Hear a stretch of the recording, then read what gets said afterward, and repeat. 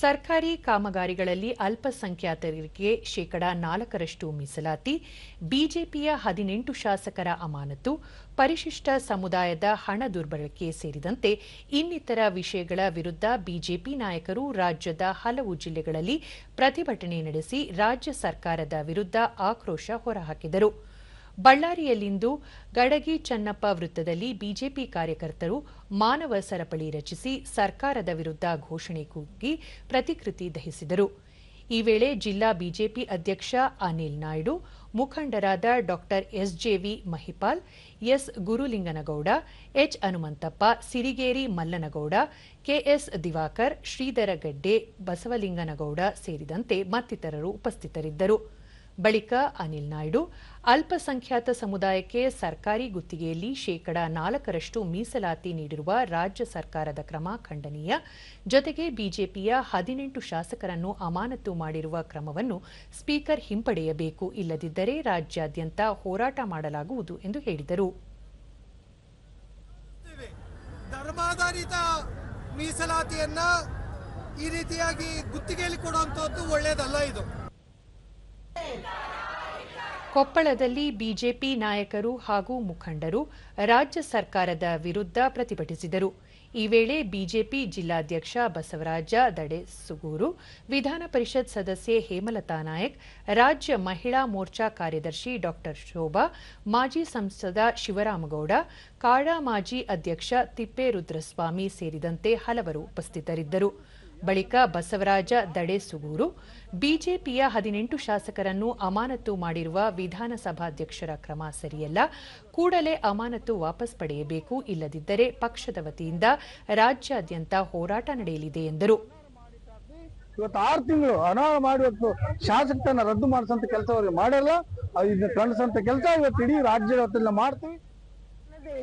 ಹೇಮಲತಾ ನಾಯಕ್, ಬಿಜೆಪಿಯ 18 ಶಾಸಕರನ್ನು ವಿಧಾನಸಭಾ ಕಲಾಪದಿಂದ ಅಮಾನತು ಮಾಡಿರುವುದು ಸಂವಿಧಾನ ಬಾಹಿರ ನಡೆ, ಇದರ ವಿರುದ್ಧ ಪಕ್ಷ ಹೋರಾಟ ನಡೆಸಲಿದೆ ಎಂದರು.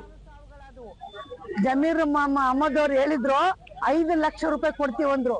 ಇಲ್ಲಿವರೆಗೂ ಎಷ್ಟು ಜನ ಬಾಣಂತಿಯರಿಗೆ 5 ಲಕ್ಷ ಕೊಟ್ಟಿರ್ತಕ್ಕಂಥದ್ದು. ಇವೆಲ್ಲವೂ ನೋಡಿದಾಗ ಸಾಧಕ ಬಾಧಕ ವಿಚಾರ ಮಾಡಿದಾಗ ಈ ಸರ್ಕಾರ ಜನವಿರೋಧಿ ಸರ್ಕಾರ. ಡಾ ಶೋಭಾ, ರಾಜ್ಯದಲ್ಲಿ ಮಹಿಳೆಯರ ಮೇಲೆ ದೌರ್ಜನ್ಯ ನಡೆಯುತ್ತಿದ್ದರೂ ಅವರಿಗೆ ರಕ್ಷಣೆ ಇಲ್ಲದ ಪರಿಸ್ಥಿತಿ ನಿರ್ಮಾಣವಾಗಿದೆ ಎಂದು ಹೇಳಿದರು. ರಾಜ್ಯಾದ್ಯಂತ ಇವತ್ತು ಹೋರಾಟವನ್ನ ಕೈಗೊಂಡಿದೆ. ಈ ಹೋರಾಟ ಇವತ್ತು ಇದು ಒಂದು ಏನು ಧರ್ಮದ ವಿಚಾರವಾಗಿ ನೀವು ವೋಟ್ ಬ್ಯಾಂಕ್ಗಳನ್ನ ತಗೊಳಕ್ಕೋಸ್ಕರ ನೀವು ಇವತ್ತೇನ್ ಕೆಲಸ ಮಾಡ್ತಾ ಇದ್ದೀರಿ, ನೀವು ಮೀಸಲಾತಿಯನ್ನ ಕೊಡ್ತಾ ಇರ, ಅದನ್ನ ನಾವು ತೀವ್ರವಾಗಿ ಎಲ್ಲರೂ ನಾವು ಖಂಡಿಸ್ತೇವೆ ಅಂತ ಹೇಳ್ತಾ ಇದ್ದೀವಿ. ಮೈಸೂರಿನಲ್ಲೂ ಕೂಡ ಬಿಜೆಪಿ ಕಾರ್ಯಕರ್ತರು ಹಾಗೂ ನಾಯಕರು ಸರ್ಕಾರದ ನಡೆ ಖಂಡಿಸಿ ಪ್ರತಿಭಟನೆ ನಡೆಸಿದರು. ಈ ವೇಳೆ ಮೈಸೂರು ನಗರ ಬಿಜೆಪಿ ಅಧ್ಯಕ್ಷ ಎಲ್ ನಾಗೇಂದ್ರ, ಶಾಸಕ ಶ್ರೀವತ್ಸ, ಗ್ರಾಮಾಂತರ ಅಧ್ಯಕ್ಷ ಎಲ್ಆರ್ ಮಹದೇವಸ್ವಾಮಿ ಸೇರಿದಂತೆ ಬಿಜೆಪಿಯ ಜಿಲ್ಲಾ ಪ್ರಮುಖರು ಪಾಲ್ಗೊಂಡಿದ್ದರು.